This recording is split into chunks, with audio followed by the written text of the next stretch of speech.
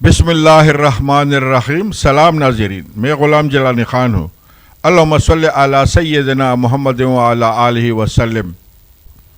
आम तौर पर किस्से कहानियाँ झूठी बातों और दरोगोई पर मबनी अफ्तारा परदाजियाँ होती हैं जो ज़्यादातर निकारी और रावी की मर्जी पर मुश्तमिल मवाद पर मौकूफ़ होती, मगर ये ज़रूरी नहीं कि सारा मवाद ही मनगढ़ंत हो।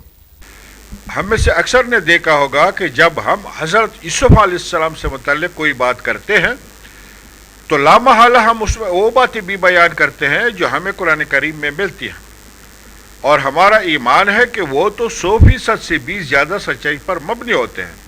लेकिन फिर जब बारी आती है रावी की तो वो उसमें अपनी मनसा का मवाद भी किसी न किसी शक्ल में ज़रूर शामिल कर देता है जो झूठ पर मुश्तमिल होता है।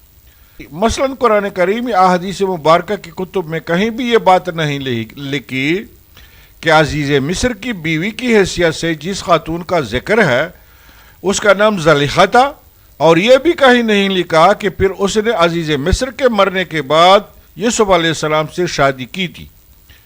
मगर अक्सर रावी चस्के ले लेकर इस बात को बयान कर रहे होते हैं। अब जो कहानी मैं बयान करने लगा हूँ उसका मुझे नहीं पता कि उसमें सच कितना है और झूठ कितना, मगर कहानी में जो नसीहत पिन्हा है वो है ही बड़ी सबकामोश। कहा जाता है कि किसी मुल्क का बादशाह मर गया तो उसका बेटा तख्त पर बैठकर बादशाह बन गया। वैसे बादशाहों से मुतल्लिक जो किस्से कहानियां हम सुनते आए हैं उनमें ये लोग बड़े जालिम किरदार के नजर आते हैं, मसलन शिदात, नमरूद, फिरौन वगैरह। इसलिए मेरी नजर में बादशाह को बादशाह कहकर पुकारना चाहिए था, लेकिन अगर मैं उन पुराने वक्तों में मौजूद होता और लोगों को ये बात बताता भी कि बादशाह दरअसल बादशाह होता है तो लोग क्यों कर मेरी बात पर अमल करते। वैसे आजकल बादशाह तकरीबन नापैद हो चुके हैं और जो थोड़े बहुत बाकी हैं उनकी भी कोई औकात नहीं रही। हाँ, तीसरी दुनिया के ममालिक में अभी तक चंद बादशाहतें कायम हैं, इंशाअल्लाह ज्यादा अरसा तक वो भी बरकरार नहीं रहेंगी। जिस बादशाह का मैं किस्सा सुनाने लगा हूँ वो अपने आप को बहुत इंसाफ पसंद कहता और कहलवाता। वो कैसे इंसाफ पसंद था ये बात तो आगे चलकर आपको मालूम हो जाएगी, लेकिन वो शख्स था ही बहुत खरीस, लालची और दौलत जमा करने का पुजारी और जमा करने का निहायत ही शौकीन। वो हर वक्त अपनी रियाया यानी आवाम से पैसे बटोरने के गुर सोचता रहता था। वो हवा, पानी और सूरज की रोशनी पर भी टैक्स लगाना चाहता था, मगर उसके वजीरों और मुशीरों ने उसे डराया था कि कहीं इस अमल से आवाम उठकर बगावत पर आमादा न हो जाए।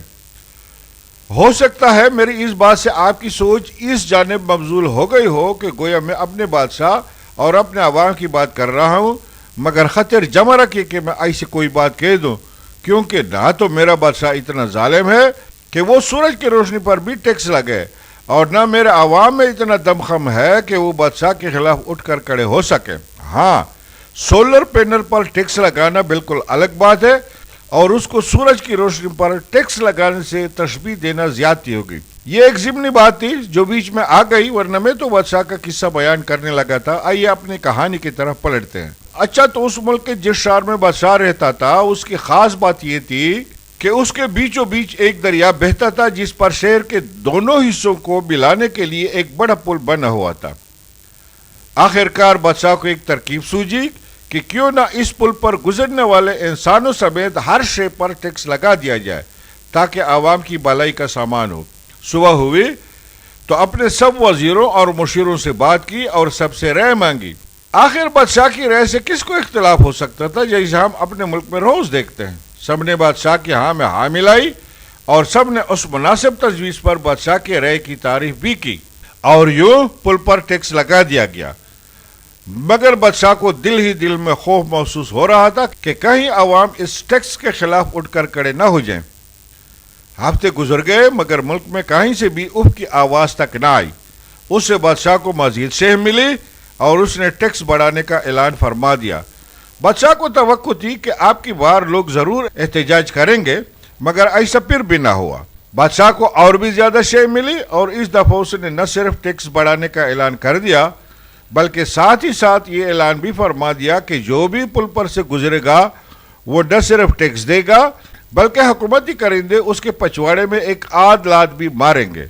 इस दफा बादशाह को पक्का यकीन था कि अवामी एहतजाज जरूर होगा, और वाकई एहतजाज हुआ भी, مگر اس بات پر نہیں کہ بادشاہ نے پل پر ٹیکس لگا دیا ہے اور اسے کئی بار بڑھایا بھی ہے، بلکہ احتجاج اس بات پر تھا کہ عوام کے پچھواڑے میں لات مارنے والے کرندے توڑے ہیں اور لوگ قطاروں میں کھڑے ہو کر دیر تک اپنے پچھواڑے میں لات مروانے کی باری کا انتظار نہیں کر سکتے۔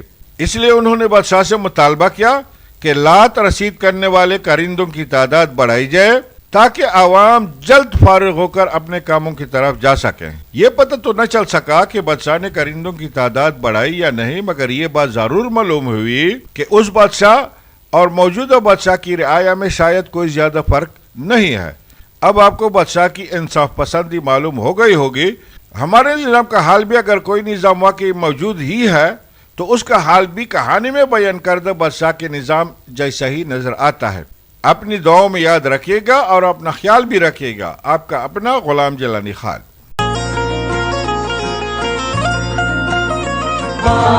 پاکستان زندہ باد، پاکستان